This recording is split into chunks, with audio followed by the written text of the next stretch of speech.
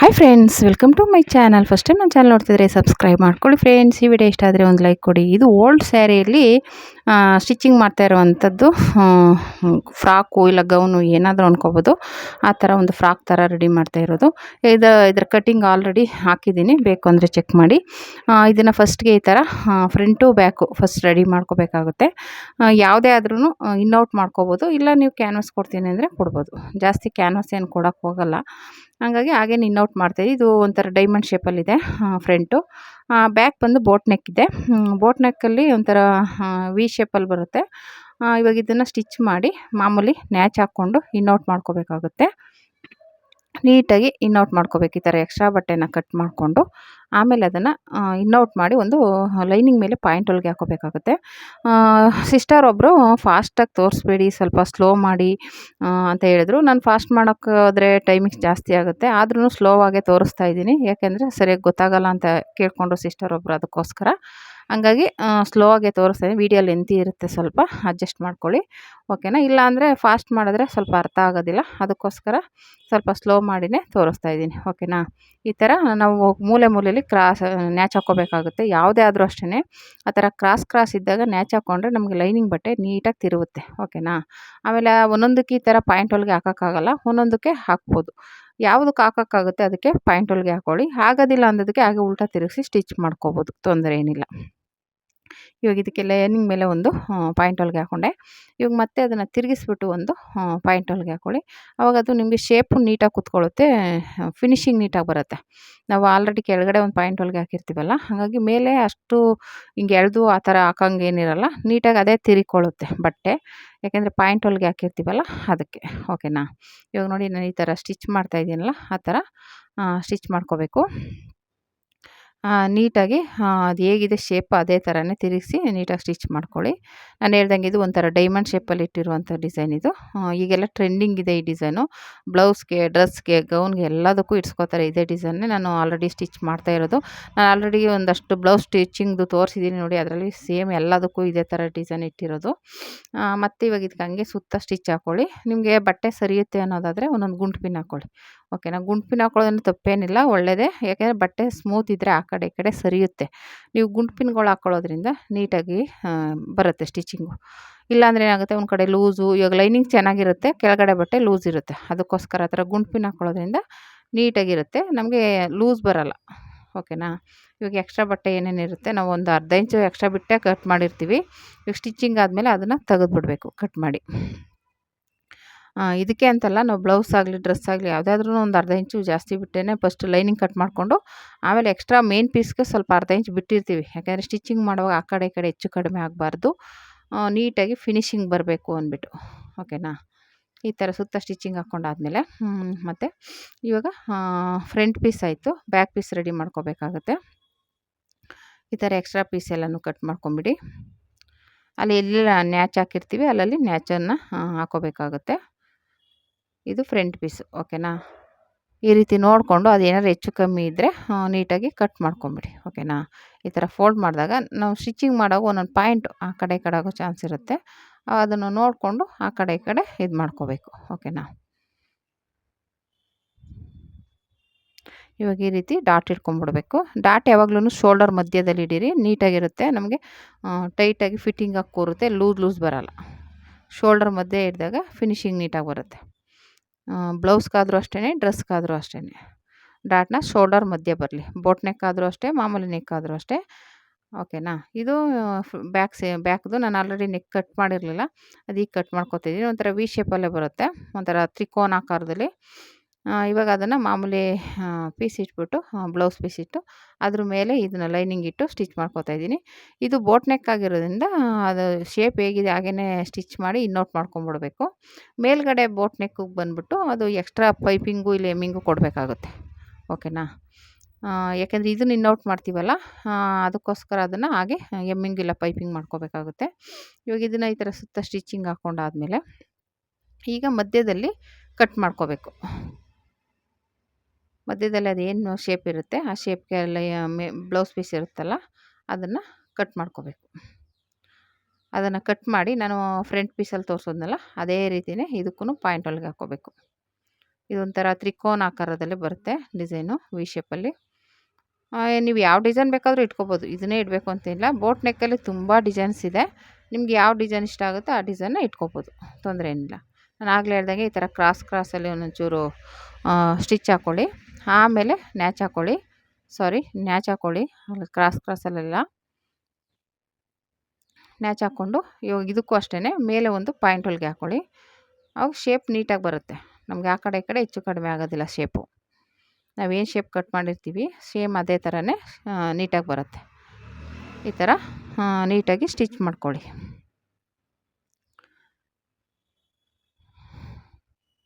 ಸುತ್ತ ಸ್ಟಿಚಿಂಗ್ ಹಾಕ್ಕೊಂಡಾದ್ಮೇಲೆ ಇದಕ್ಕೂ ಅಷ್ಟೇ ಮೇಲೆ ಒಂದು ಪಾಯಿಂಟ್ ಹೊಲಿಗೆ ಹಾಕ್ಕೋಬೇಕಾಗುತ್ತೆ. ಈ ಥರ ಒಂದು ಪಾಯಿಂಟ್ ಹೊಲಿಗೆ ಹಾಕೋದ್ರಿಂದ ಏನಕ್ಕಪ್ಪ ಬೆನಿಫಿಟ್ ಅಂದರೆ, ನೀವು ಉಲ್ಟಾ ತಿರುಗಿಸಿದಾಗ ಅದು ನೀಟಾಗಿ ತಿರುಗುತ್ತೆ. ಆ ಕಡೆ ಈ ಕಡೆ ಹೆಚ್ಚು ಕಡಿಮೆ ಆಗೋದಿಲ್ಲ. ಅದಕ್ಕೋಸ್ಕರ ನಾವು ಪಾಯಿಂಟ್ ಹೊಲಿಗೆ ಹಾಕ್ಕೋಬೇಕಾಗುತ್ತೆ. ಈ ರೀತಿ ತಿರುಗಿಸಾಗ ನೋಡಿ ಅದು ಡಿಸೈನ್ ಹೇಗಿದೆ ಹಾಗೇ ಇರುತ್ತೆ. ನಾವು ಇವಾಗ ಅದ್ರ ಮೇಲೊಂದು ಪಾಯಿಂಟ್ ಹೊಲಿಗೆ ಹಾಕ್ಬಿಟ್ರೆ ನೀಟಾಗಿ ಕೂತ್ಕೊಳ್ಳುತ್ತೆ. ಹಂಗಾಗಿ ಆ ಥರ ಒಂದು ಪಾಯಿಂಟ್ ಹೊಲಿಗೆ ಹಾಕ್ಕೊಳ್ಳೋದು ತುಂಬಾ ಒಳ್ಳೆಯದು. ಓಕೆನಾ? ನೋಡಿ ಎಷ್ಟು ನೀಟಾಗಿ ಕಾಣಿಸ್ತಾ ಇದೆ ಡಿಸೈನು. ಅಲ್ಲೇನಾದರೂ ಸ್ವಲ್ಪ ಆ ಕಡೆ ಈ ಕಡೆ ಆದರೆ ಸ್ವಲ್ಪ ನೀಟಾಗಿ ತೆಗೆದ್ಬಿಟ್ಟು ಸ್ಟಿಚ್ ಮಾಡ್ಕೊಳ್ಳಿ. ಓಕೆನಾ? ಇವಾಗ ಈ ರೀತಿ ಒಂದು ಪಾಯಿಂಟ್ ಹೊಲಿಗೆ ಹಾಕ್ಕೊಂಡ್ರೆ ನಮಗೆ ಡಿಸೈನ್ ರೆಡಿ ಆಗುತ್ತೆ. ಆ ಥರ ತ್ರಿಕೋನ ಆಕಾರದಲ್ಲಿ ಬಂದಿದೆ ಇದು ಡಿಸೈನು. ನಾನು ಹೇಳ್ದಂಗೆ ಇನ್ನು ಡ್ರಾಪ್ ಶೇಪು ಇಲ್ಲ ಕರ್ವ್ ಡಿಸೈನ್ ಏನು ಬೇಕಾದರೂ ಡಿಸೈನ್ ಮಾಡ್ಕೋಬೋದು. ಬೋಟ್ ನೆಕ್ಕಲ್ಲಿ ನಿಮ್ಮ ಬಟ್ಟೆ ಯಾವ ರೀತಿ ಇದೆ ಅದ್ರ ಮೇಲೆ ಡಿಸೈನ್ ಮಾಡ್ಕೊಳ್ಳಿ. ಇವಾಗ ಬಾರ್ಡರ್ ಸೀರೆನೋ ಮಾಮೂಲಿ ಸೀರೆನೋ ಅದಕ್ಕೆ ನಿಮ್ಗೆ ಯಾವ ಥರ ಡಿಸೈನ್ ಬೇಕು ಅದು ಚೇಂಜ್ ಮಾಡ್ಕೋಬೋದು. ತೊಂದರೆ ಏನಿಲ್ಲ. ಓಕೆನಾ? ಈ ರೀತಿ ಫಸ್ಟು ಪಾಯಿಂಟ್ ಹೊಲಿಗೆ ಹಾಕ್ಕೊಂಡಾದ್ಮೇಲೆ ಮತ್ತು ಇವಾಗ ಇದು ಸುತ್ತ ಸ್ಟಿಚ್ ಹಾಕ್ಕೋಬೇಕು. ಇವಾಗ ಅದು ಪಾಯಿಂಟ್ ಹೊಲಿಗೆ ಆಯ್ತಲ್ವ, ಇವಾಗ ಈ ಥರ ಕೆಳಗಡೆಯಿಂದ ಸುತ್ತ ಒಂದು ಸ್ಟಿಚ್ ಹಾಕ್ಕೊಂಬಿಡಿ. ನೀಟಾಗಿ ಬಟ್ಟೆನ ಆ ಥರ ನೀವ್ಕೊಳ್ಳೋದ್ರಿಂದ ನಿಮಗೆ ಸುಕ್ಕು ಬರಲ್ಲ. ಮತ್ತೇನಾಗುತ್ತೆ, ನಾವು ಮೇಲುಗಡೆ ಲೈನಿಂಗ್ ಕರೆಕ್ಟಾಗಿರುತ್ತೆ, ಕೆಳಗಡೆ ಪೀಸ್ ಬಂದ್ಬಿಟ್ಟು ಲೂಸ್ ಇರುತ್ತೆ. ಅದಕ್ಕೋಸ್ಕರ ಆ ಥರ ನೀಟಾಗಿ ಹಿಂಗೆ ಎಳ್ಕೊಂಡು ಸ್ಟಿಚ್ ಮಾಡ್ಕೋಬೇಕಾಗುತ್ತೆ. ಓಕೆನಾ? ಆ ಥರ ಮಾಡ್ಕೊಳ್ಳೋದ್ರಿಂದ ನೀಟಾಗಿ ಬರುತ್ತೆ. ಆಮೇಲೆ ರಿಂಕಲ್ಸ್ ಬರಲ್ಲ. ರಿಂಕಲ್ಸ್ ಅನ್ನೋದಕ್ಕಿಂತ ಲೈನಿಂಗ್ ಟೈಟ್ ಆಗುತ್ತೆ, ಕೆಳಗಡೆ ಬ್ಲೌಸ್ ಪೀಸ್ ಬಂದು ಲೂಸ್ ಆಗುತ್ತೆ. ಅದಕ್ಕೋಸ್ಕರ ಎರಡೂ ನೀವ್ಕೊಂಡು ಒಂದೇ ಸಮನಾಗಿ ಸ್ಟಿಚ್ ಮಾಡ್ಕೊಳ್ಳಿ. ನಾನು ಇಲ್ಲಿ ತೋರಿಸ್ತಾ ಇದ್ದೀನಲ್ಲ ಸೇಮ್ ಅದೇ ರೀತಿಯೇ ಸ್ಟಿಚ್ ಮಾಡ್ಕೋಬೇಕು. ಈ ರೀತಿ ಸುತ್ತ ಸ್ಟಿಚ್ ಹಾಕ್ಕೊಂಡಾದ್ಮೇಲೆ ಇವಾಗ ಅದೇನು ಎಕ್ಸ್ಟ್ರಾ ಇರುತ್ತಲ್ಲ ಬ್ಲೌಸ್ ಪೀಸ್ದು ಅದನ್ನು ಕಟ್ ಮಾಡಿ ತೆಗೆದುಬಿಡಿ. ನಾನು ಹೇಳ್ದಂಗೆ ಒಂದು ಅರ್ಧ ಇಂಚ್ ಎಕ್ಸ್ಟ್ರಾ ಬಿಟ್ಟೆ ಕಟ್ ಮಾಡಿರ್ತೀವಿ ನಾವು ಯಾವುದೇ ಆದ್ರೂ. ಲೈನಿಂಗ್ ಕರೆಕ್ಟಾಗಿರುತ್ತೆ. ಮೇನ್ ಪೀಸ್ ಬಂದ್ಬಿಟ್ಟು ಒಂದು ಅರ್ಧ ಇಂಚ್ ಎಕ್ಸ್ಟ್ರಾ ತೊಗೋತೀವಿ. ಏನಕ್ಕಪ್ಪ ಅಂದರೆ ನಾವು ಸ್ಟಿಚಿಂಗ್ ಮಾಡೋ ಒಂಚೂರು ಆ ಕಡೆ ಈ ಕಡೆ ಒಂದೊಂದು ಪಾಯಿಂಟ್ ಆ ಕಡೆ ಈ ಕಡೆ ಜರುಗಿದ್ರೆ ನಮಗೆ ಬಟ್ಟೆ ಆಮೇಲೆ ಪ್ಯಾಚ್ ಕೊಡಬೇಕಾಗುತ್ತೆ. ಅದಕ್ಕೋಸ್ಕರ ಈ ಥರ ಎಕ್ಸ್ಟ್ರಾ ತೊಗೊಂಡಿದ್ರೆ ನಮ್ಗೆ ಅಲ್ಲಿಗೆ ಅಡ್ಜಸ್ಟ್ ಆಗುತ್ತೆ. ಪ್ಯಾಚ್ ಕೊಡೋ ಅವಶ್ಯಕತೆ ಇರಲ್ಲ. ನೀವೇನಾದರೂ ಫಸ್ಟ್ ಟೈಮ್ ನನ್ನ ಚಾನಲ್ ನೋಡ್ತಾ ಇದ್ದರೆ ಸಬ್ಸ್ಕ್ರೈಬ್ ಮಾಡ್ಕೊಂಡು ನೋಡಿ. ಈ ವಿಡಿಯೋ ಇಷ್ಟ ಆದರೆ ಲೈಕ್ ಕೊಡಿ. ಏನಾದರೂ ಡೌಟ್ಸ್ ಇದ್ದರೂ ಕಮೆಂಟ್ ಮಾಡಿ. ನಿಮ್ಗೆ ಯಾವ ಥರ ವೀಡಿಯೋಸ್ ಬೇಕು, ಯಾವ ಥರದ್ದು ಬೇಕು ಈ ಥರ ಅಂತ ಕೇಳಿದ್ರೆ ನಾನು ಹಾಕ್ತೀನಿ. ಒಬ್ಬರು ಪೆಟಿಕೋಟ್ ಕೇಳಿದ್ದಾರೆ, ನನಗೆ ಟೈಮ್ ಇಲ್ಲ. ಹಾಗಾಗಿ ಇದೆಲ್ಲ ನಾನು ಸ್ಟಿಚ್ ಮಾಡ್ತಾ ಇರೋದ್ರಿಂದ ಸ್ವಲ್ಪ ಎಡಿಟ್ ಮಾಡಿ ಹಾಕ್ತಾಯಿದ್ದೀನಿ. ಪೆಟಿಕೋಟ್ದು ಒಂದು ಅಂಬ್ರೆಲಾ ಕಟ್ಟಿಂಗ್ದು ಪ್ರಿನ್ಸ್ ಕಟ್ ಗೌನ್ ಕೇಳಿದ್ದಾರೆ, ನಾನು ರೆಡಿ ಮಾಡಿ ಹಾಕ್ತೀನಿ. ಓಕೆನಾ? ಒಂದು ಸ್ವಲ್ಪ ನಿಧಾನ ಆಗ್ಬೋದು, ಒಟ್ಟಲ್ಲಿ ವೀಡಿಯೋ ಹಾಕ್ತೀನಿ, ಮಿಸ್ ಮಾಡಲ್ಲ. ಈಗ ಅಂದರೆ ಇವೆಲ್ಲ ಆಲ್ರೆಡಿ ಹಬ್ಬಕ್ಕೆ ಅದಕ್ಕೆ ಇದಕ್ಕೆ ರೆಡಿ ಮಾಡ್ತಾಯಿದ್ದು ವೀಡಿಯೋ ರೆಡಿ ಮಾಡಿದ್ದೀನಿ. ಆದರೆ ಅದು ಎಡಿಟ್ ಮಾಡಿ ಹಾಕೋಕ್ಕೆ ಟೈಮ್ ಇಲ್ಲ. ಆದರೂ ಒಂದೊಂದನ್ನು ಅಡ್ಜಸ್ಟ್ ಮಾಡಿ ಹಾಕ್ತಾಯಿದ್ದೀನಿ. ಆಮೇಲೆ ನನಗೇನಪ್ಪ ಅಂದರೆ ಫೋನಲ್ಲಿ ಫುಲ್ ಆಗಿಬಿಡುತ್ತೆ ಸ್ಟೋರೇಜು. ನಾವು ಅಲ್ಲೇ ವೀಡಿಯೋ ಮಾಡಿ ಎಡಿಟ್ ಮಾಡಿ ಡಿಲೀಟ್ ಮಾಡಬೇಕು. ಹಂಗಾಗಿ ನಾನು ಒಂದು ವೀಡಿಯೋ ಹಾಕ್ಬಿಟ್ರೆ ಮತ್ತೆ ವೀಡಿಯೋ ಮಾಡ್ಕೊಳ್ಳೋಕ್ಕೆ ಜಾಗ ಸಿಗೋದು. ಹಂಗಾಗಿ ನಾನು ಅಲ್ಲೇ ವೀಡಿಯೋ ಮಾಡಿ ಅಲ್ಲೇ ಇದು ಮಾಡ್ಕೋಬೇಕು. ಇವಾಗ ನೋಡಿ ಇದು ಬಂದ್ಬಿಟ್ಟು ಮೇಲ್ಗಡೆ ಉಳ್ಕೊಂಡಿತ್ತಲ್ಲ ನಮ್ಮ ಬೋಟ್ ನೆಕ್ಕು ಅಲ್ಲಿಗೆ ಎಮ್ಮಿಂಗ್ ಥರ ಇಲ್ಲ ಪಟ್ಟಿ ಅಟ್ಯಾಚ್ ಮಾಡ್ಕೋಬೇಕು, ಸ್ಟಿಚ್ ಮಾಡ್ಕೋಬೇಕು. ನೀವು ಎಮ್ಮಿಂಗ್ ಥರನಾದರೂ ಮಾಡ್ಕೊಳ್ಳಿ, ಇಲ್ಲ ಪೈಪಿಂಗ್ ಥರನಾದರೂ ಮಾಡ್ಕೋಬೋದು. ನಾನು ಎಮ್ಮಿಂಗೆಲ್ಲ ಮಾಮೂಲಿ ಹಂಗೆ ಫೋಲ್ಡ್ ಮಾಡಿ ಸ್ಟಿಚ್ ಮಾಡಿಬಿಡ್ತೀನಿ. ಎಮ್ಮಿಂಗ್ ಏನು ಮಾಡಲ್ಲ, ಎಮ್ಮಿಂಗ್ ಪಟ್ಟಿ ಥರ ಸ್ಟಿಚ್ ಮಾಡಿ ಅದನ್ನು ನೀಟಾಗಿ ಫೋಲ್ಡ್ ಮಾಡಿ ಸ್ಟಿಚ್ ಮಾಡಿಬಿಡೋದು ಅಷ್ಟೇ. ಇಲ್ಲ ನಿಮಗೆ ಪೈಪಿಂಗೇ ಕೊಡ್ತೀನಿ ಅಂದರೂ ಕೊಟ್ಕೋಬೋದು. ನೀವು ಆಪೋಸಿಟ್ ಕಲರಲ್ಲಿ ಏನಾದರೂ ಮ್ಯಾಚ್ ಮಾಡ್ಕೊತಿದ್ದೀನಿ ಅಂದರೆ ಅದನ್ನು ಆಪೋಸಿಟಾಗಿ ಪೈಪಿಂಗ್ ಕೊಟ್ಕೋಬೋದು, ಚೆನ್ನಾಗಿರುತ್ತೆ. ಓಕೆನಾ? ಈ ಥರ ಫಸ್ಟು ಸ್ಟಿಚ್ ಮಾಡ್ಕೊಂಬಿಡಿ. ಇವಾಗ ಅದನ್ನು ನ್ಯಾಚ್ ಹೊಡ್ಕೊಂಡು ಮತ್ತೆ ಅದು ಏನು ಪೀಸ್ ಕೊಟ್ಟಿದ್ದೀವೋ ಅದನ್ನ ಫೋಲ್ಡ್ ಮಾಡಿ. ನಾವು ಏನು ಮಾರ್ಜಿನ್ ಬಿಟ್ಟು ಸ್ಟಿಚ್ ಮಾಡಿದ್ದೀವಲ್ಲ ಅಷ್ಟು ಬಟ್ಟೆನ ಫೋಲ್ಡ್ ಮಾಡಿ ಸ್ಟಿಚ್ ಮಾಡಿ. ಆವಾಗ ಅಷ್ಟು ಸ್ಟಿಚ್ ಮಾಡಿದ್ಮೇಲೆ ಕೆಳಗಡೆ ಎಕ್ಸ್ಟ್ರಾ ಬಟ್ಟೆ ಬರುತ್ತಲ್ಲ ಅದನ್ನು ಎಕ್ಸ್ಟ್ರಾ ಬಟ್ಟೆ ಕಟ್ ಮಾಡಿಬಿಡಿ. ಮತ್ತು ಇವಾಗ ಇದನ್ನು ಹಂಗೆ ನೀಟಾಗಿ ಫೋಲ್ಡ್ ಮಾಡಿ ಎಮ್ಮಿಂಗ್ ಮಾಡ್ಕೋಬೋದು. ಇಲ್ಲ ನಾನು ಸ್ಟಿಚ್ಚೇ ಮಾಡಿಬಿಡ್ತೀನಿ, ಎಮ್ಮಿಂಗ್ ಏನು ಮಾಡೋಕ್ಕೋಗಲ್ಲ. ಈ ಥರ ಇವಾಗ ಅದಾದಮೇಲೆ ಹಂಗೆ ಒಂದು ಅದನ್ನು ನೀಟಾಗಿ ಫೋಲ್ಡ್ ಮಾಡಿ ಸ್ಟಿಚ್ ಹಾಕ್ಕೊಂಬಿಡಿ. ಅವಾಗೇನಾಗುತ್ತೆ ನಮಗೆ ಎಮ್ಮಿಂಗ್ ಮಾಡೋ ಅವಶ್ಯಕತೆ ಇರೋಲ್ಲ, ನೀಟಾಗಿರುತ್ತೆ ಫಿನಿಶಿಂಗು. ಓಕೆನಾ? ಇದು ಬೋಟ್ ನೆಕ್ ಡಿಸೈನು. ಇದು ರೆಡಿ ಆಯಿತು ನೋಡಿ, ಈ ಥರ ಬಂತು. ಇವಾಗ ಇದಕ್ಕೆ ಫ್ರಂಟು ಬ್ಯಾಕ್ ಎರಡೂ ಜಾಯಿಂಟ್ ಮಾಡ್ಕೋಬೇಕಾಗುತ್ತೆ. ಇದಕ್ಕೂ ಡಾಟ್ ಹಿಡಿಬೇಕು. ನಾನು ಹೇಳ್ದಂಗೆ ಶೋಲ್ಡರ್ ಮಧ್ಯೆ ಬರೋ ಥರ ಇಟ್ಕೊಳ್ಳಿ ಡಾಟ್ನ.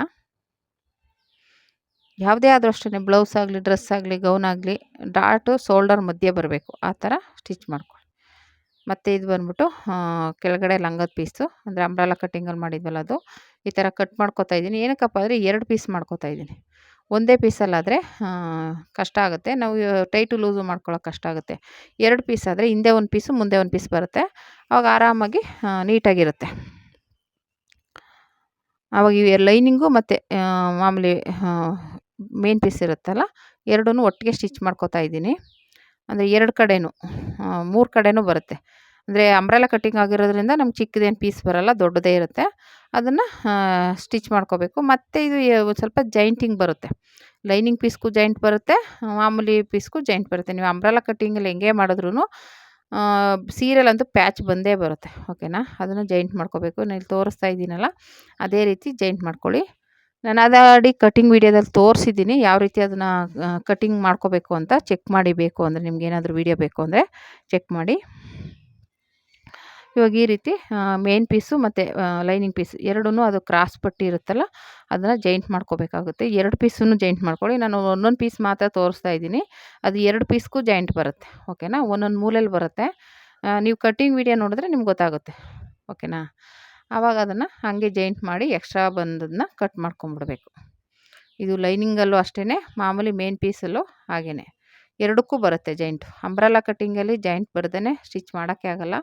ಚಿಕ್ಕ ಮಕ್ಳಿಗಾದರೆ ಆಗುತ್ತೆ, ದೊಡ್ಡವ್ರಿಗಂತೂ ಜಾಯಿಂಟಿಂಗ್ ಬಂದೇ ಬರುತ್ತೆ. ನೀವು 3 ಮೀಟ್ರ್ ತೊಗೊಂಡ್ರೂ ಬರುತ್ತೆ, ಅಗಲ ಬರುತ್ತೆ, ಸ್ವಲ್ಪ ಜಾಯಿಂಟಿಂಗ್ ಅಂದು ಬಂದೇ ಬರುತ್ತೆ. ಸ್ವಲ್ಪ ಕ್ರಾಸಾಗಿ ಹೋಗುತ್ತಲ್ವ ಬಟ್ಟೆ, ಹಾಗಾಗಿ ಜಾಯಿಂಟಿಂಗು ಇದ್ದೇ ಇರುತ್ತೆ. ಓಕೆನಾ?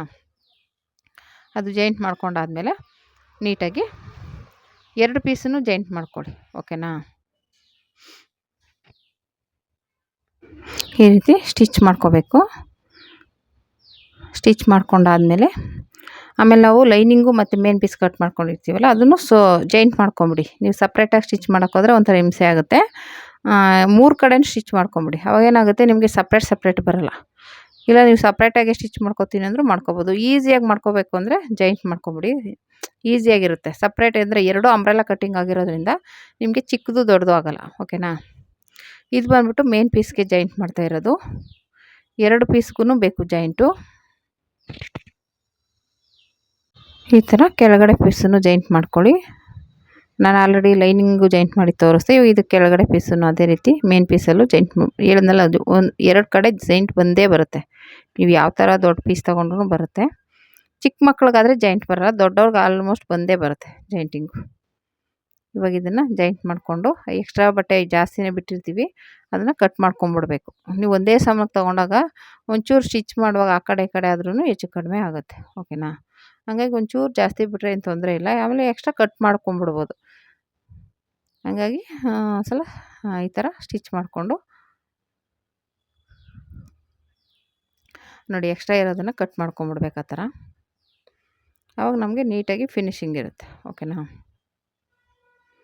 ಇದೆಲ್ಲ ಎಕ್ಸ್ಟ್ರಾ ಬಟ್ಟೆ ಇರೋದು, ನಾವು ಸ್ಟಿಚಿಂಗ್ ಆದಮೇಲೆ ಅದು ಎಕ್ಸ್ಟ್ರಾನ ತೆಗೆದುಬಿಡ್ತಾ ಇರೋದು.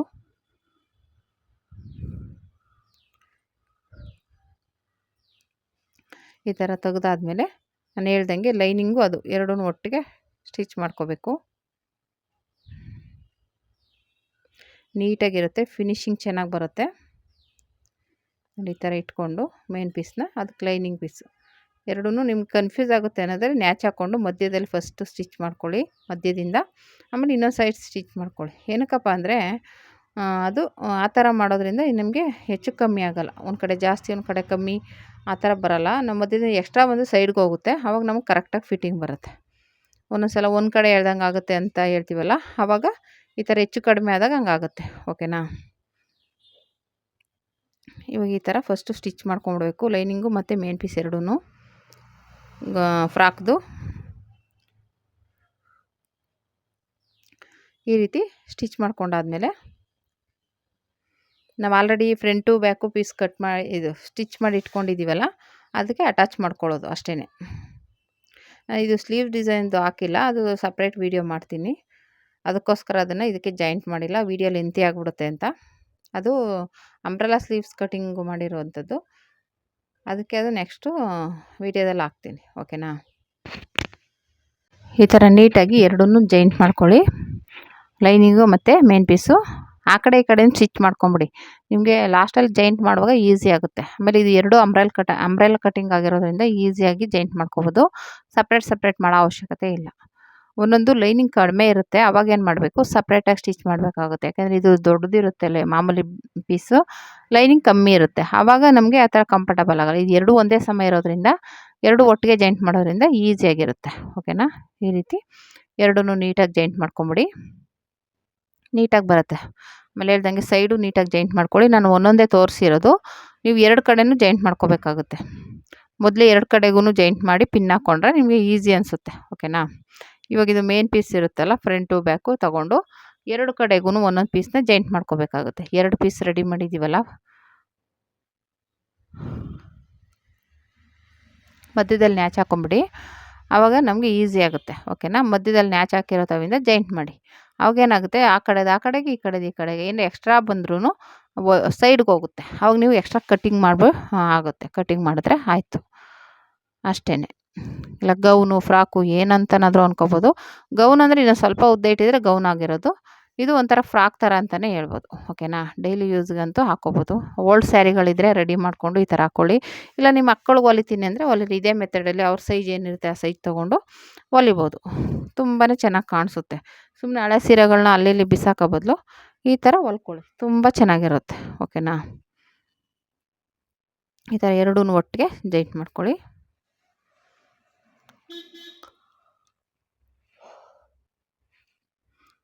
ಈ ರೀತಿ ಜಾಯಿಂಟ್ ಮಾಡಿಕೊಂಡು ಮತ್ತು ಮೇಲೆ ಒಂದು ಪಾಯಿಂಟ್ ಹೊಲಿಗೆ ಹಾಕ್ಕೊಳ್ಳಿ. ಆಮೇಲೆ ಸ್ಲೀವ್ ಅಟ್ಯಾಚ್ ಮಾಡ್ಕೋಬೇಕು. ಸ್ಲೀವ್ಸ್ ಯಾವಾಗಲಿಂದನೂ ಮಧ್ಯದಲ್ಲಿ ಶೋಲ್ಡರ್ ಮಧ್ಯೆ ಇಟ್ಕೊಂಡು ಸ್ಟಿಚ್ ಮಾಡ್ಕೊಳ್ಳಿ. ಓಕೆನಾ. ಶೋಲ್ಡರ್ ಜಾಯಿಂಟ್ ಆದಮೇಲೆ ಸ್ಲೀವ್ಸ್ ಅಟ್ಯಾಚ್ ಮಾಡ್ಕೊಳ್ಳಿ. ಶೋಲ್ಡರ್ಗೆ ಯಾವಾಗಲೂ ಡಬ್ಬಾ ಸ್ಟಿಚ್ ಹಾಕ್ಕೊಳ್ಳಿ. ಡ್ರೆಸ್ ಆಗಲಿ ಬ್ಲೌಸ್ ಆಗಲಿ ಶೋಲ್ಡರ್ಗೆ ಮಾತ್ರ ಡಬ್ಬಾ ಸ್ಟಿಚ್ ಹಾಕಿ. ನೀವು ಬೇರೆ ಕಡೆ ಸಿಂಗಲ್ ಸ್ಟಿಚ್ ಹಾಕಿದ್ರೂ ಪರವಾಗಿಲ್ಲ, ಶೋಲ್ಡರ್ಗೆ ಡಬ್ಬಾ ಸ್ಟಿಚ್ ಹಾಕಿ. ಈಗ ಇದು ಸ್ಲೀವ್ಸ್ ಅಟ್ಯಾಚ್ ಮಾಡ್ಕೊತಾ ಇದ್ದೀನಿ. ನಾನು ಹೇಳ್ದಂಗೆ ಅಂಬ್ರೆಲಾ ಸ್ಲೀವ್ಸು, ಅದು ನೆಕ್ಸ್ಟ್ ವೀಡಿಯೋದಲ್ಲಿ ಹಾಕ್ತೀನಿ. ಈ ಥರ ಸ್ಟಿಚ್ ಮಾಡ್ಕೊಂಡಾದ್ಮೇಲೆ ಮತ್ತು ಇನ್ನೊಂದು ಸೈಡು ಅದೇ ರೀತಿ ಇಟ್ಕೊಂಡು ಸ್ಟಿಚ್ ಮಾಡ್ಕೊಳ್ಳಿ. ಆವಾಗ ನಿಮಗೆ ಜಾಸ್ತಿ ಕಮ್ಮಿ ನೋಡಿಕೊಂಡು ಇದು ಮಾಡ್ಕೋಬೋದು, ತೊಂದರೆ ಏನಿಲ್ಲ. ಅಕಸ್ಮಾತ್ ಎಕ್ಸ್ಟ್ರಾ ಬಂತು ಅಂದರೆ ಕಟ್ ಮಾಡಿ ತೆಗೆದುಬಿಡಿ ಸ್ಟಿಚಿಂಗ್ ಆದಮೇಲೆ. ನೋಡಿ ಈ ರೀತಿ ಸ್ಟಿಚ್ ಮಾಡ್ಕೋಬೇಕು ಸ್ಲೀವ್ಸ್ನ. ಇದು ಅಂಬ್ರೆಲಾ ಸ್ಲೀವ್ಸ್ ಆಗಿರೋದ್ರಿಂದ ಸ್ವಲ್ಪ ನೋಡಿ ಕಟ್ ಮಾಡ್ಕೊಳ್ಳಿ. ಯಾಕೆಂದರೆ ಡಬಲ್ ಲೇಯರ್ ಕೊಟ್ಟಿರ್ತೀವಿ, ಒಂದು ಮೇಲೆ ಕೆಳಗೆ ಆಗ್ಬಿಡುತ್ತೆ, ಉಲ್ಟಾ ಆಗ್ಬಿಡುತ್ತೆ. ಅದಕ್ಕೋಸ್ಕರ ನೋಡಿಕೊಂಡು ಎರಡು ಕಡೆ ಒಂದೇ ಥರ ಬರೋ ಥರ ಸ್ಟಿಚ್ ಮಾಡ್ಕೊಳ್ಳಿ. ತುಂಬಾ ಈಸಿಯಾಗಿ ಸ್ಟಿಚ್ ಮಾಡ್ಬೋದು, ಏನು ಅಷ್ಟು ಅರ್ಜೆಂಟ್ ಏನಿರಲ್ಲ. ಕರೆಕ್ಟಾಗಿ ಕುತ್ಕೋತೀನಿ ಅಂದರೆ ಒಂದು 1 ಅವರ್, ಅರ್ಧ ಅವರ್, ಮುಕ್ಕಾಲು ಅವರ್, 1 ಅವರಲ್ಲಿ ಹೊಲಿಬೋದು. ಒಂದು ಗೌನ್ನ ಕಟ್ಟಿಂಗ್ ಮಾಡಿ ಇಟ್ಕೊಂಡಿದ್ರೆ 1 ಅವರ್ ಒಳಗೆ ಮುಗಿಸ್ಬೋದು.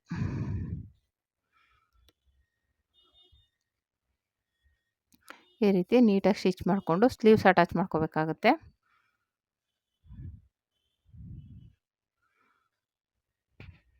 ಈ ರೀತಿ ನೀಟಾಗಿ ಎರಡೂ ಜಾಯಿಂಟ್ ಮಾಡಿಕೊಂಡು ಸ್ಟಿಚ್ ಹಾಕ್ಕೊಳ್ಳಿ. ಅಲ್ಲಿ ನಿಮಗೆ ಅಕ್ಕಪಕ್ಕ ಎಷ್ಟು ಬೇಕು ಸ್ಟಿಚ್ ನೋಡಿ ಹಾಕ್ಕೊಳ್ಳಿ. ಒಂದು ಕಾಲು ಇಂಚಿಗೆ ಒಂದು 2-3 ಹಾಕ್ಕೊಂಡ್ರೆ ಅಕಸ್ಮಾತ್ ಟೈಟು ಅಂದರೆ ಬಿಚ್ಕೋಬೋದು, ಚೆನ್ನಾಗಿರುತ್ತೆ. ಓಕೆನಾ.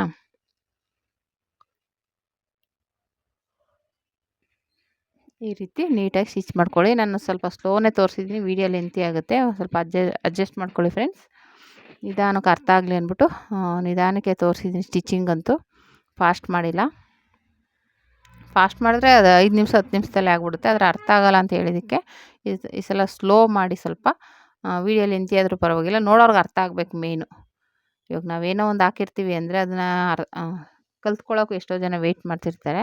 ಅವ್ರಿಗೆ ಅದು ನೋಡಿ ಅರ್ಥ ಮಾಡಿಕೊಂಡ್ರೆ ನಮಗೊಂಥರ ಖುಷಿ ಆಗುತ್ತೆ. ನಾವು ಹೇಳ್ಕೊಟ್ಟಿರೋದು ಒಬ್ರು ಕಲಿತಾ ಇದ್ದಾರೆ ಅಂದರೆ ತುಂಬಾ ಖುಷಿ ಆಗುತ್ತೆ. ಓಕೆನಾ. ಈ ರೀತಿ ಸೈಡನ್ನ ನೀಟಾಗಿ ಜಾಯಿಂಟ್ ಮಾಡ್ಕೊಳ್ಳಿ. ಎರಡು ಕಡೆನೂ ಅಷ್ಟೇ ನೀಟಾಗಿ ಆ ಥರ ಜಾಯಿಂಟ್ ಮಾಡಿಕೊಂಡ್ರೆ ನಮಗೆ ಫ್ರಾಕು ಇಲ್ಲ ಗೌನು ರೆಡಿ ಆಗುತ್ತೆ. ಓಕೆನಾ?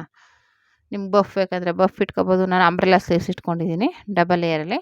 ನಿಮಗೆ ಇನ್ನೊಂದು ಥರ ಮಾಮೂಲಿ ಬಫ್ಫು ಇಲ್ಲ ಲಾಂಗ್ ಬಫ್ಫು ಇವಾಗೆಲ್ಲ ಫುಲ್ ಸ್ಲೀವ್ಸ್ ಇರುತ್ತೆ ನೆಟ್ಟೆಡ್ ಥರ. ಆ ಥರದ್ದು ಯಾವ ಥರ ಬೇಕಾದ್ರೂ ಆ ಥರ ನೀವು ಹೊಲ್ಸ್ಕೊಬೋದು. ಓಕೆನಾ? ತುಂಬಾ ಚೆನ್ನಾಗಿರುತ್ತೆ. ಅದು ಎಕ್ಸ್ಟ್ರಾ ಬಟ್ಟೆ ಏನು ಬಂತು ಅದು ಕಟ್ ಮಾಡಿ ತೆಗೆದುಬಿಟ್ಟು ಈಗ ಜಾಯಿಂಟ್ ಮಾಡಿಬಿಟ್ಟು ಫೋಲ್ಡ್ ಮಾಡ್ಕೊಂಬಿಡ್ಬೇಕು ಎರಡೂ.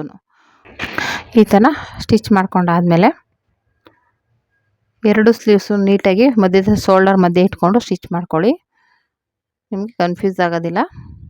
ನಾನು ಹೇಳ್ದಂಗೆ ಆ ಕಡೆ ಎಕ್ಸ್ಟ್ರಾ ಬಟ್ಟೆ ಬಂದರೆ ಒಂದು ಸೈಡ್ ಹೋಗುತ್ತೆ, ಇನ್ನೊಂದು ಸೈಡ್ ಎಕ್ಸ್ಟ್ರಾ ಬಂದರೆ ಇನ್ನೊಂದು ಸೈಡ್ ಹೋಗುತ್ತೆ. ಅವಾಗೇನಾಗುತ್ತೆ ಎರಡು ಕಡೆನೂ ನೀಟಾಗಿರುತ್ತೆ ಫಿನಿಶಿಂಗು. ಓಕೆನಾ? ಎಕ್ಸ್ಟ್ರಾ ಬಟ್ಟೆ ಏನು ಬರುತ್ತೆ ಅದನ್ನು ಕಟ್ ಮಾಡಿ ತೆಗೆದುಬಿಡಿ.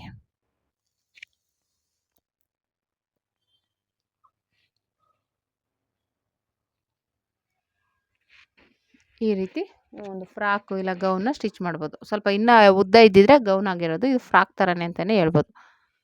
ನನಗೆ ಈ ಥರದ್ದು ಅಂದರೆ ತುಂಬಾ ಇಷ್ಟ. ಇದಕ್ಕೆ ಒಂದು ಲೆಗ್ಗಿನ್ಸ್ ತೊಗೊಂಬಿಟ್ರೆ ಸೂಪರಾಗಿರುತ್ತೆ. ಒಂದು ವೇಲು ಒಂದು ಲೆಗ್ಗಿನ್ಸ್ ತೊಗೊಂಬಿಟ್ರೆ ಹೊರಗಡೆ ಎಲ್ಲ ಹಾಕೊಂಡು ಹೋಗೋದಕ್ಕೆ ಚೆನ್ನಾಗಿರುತ್ತೆ.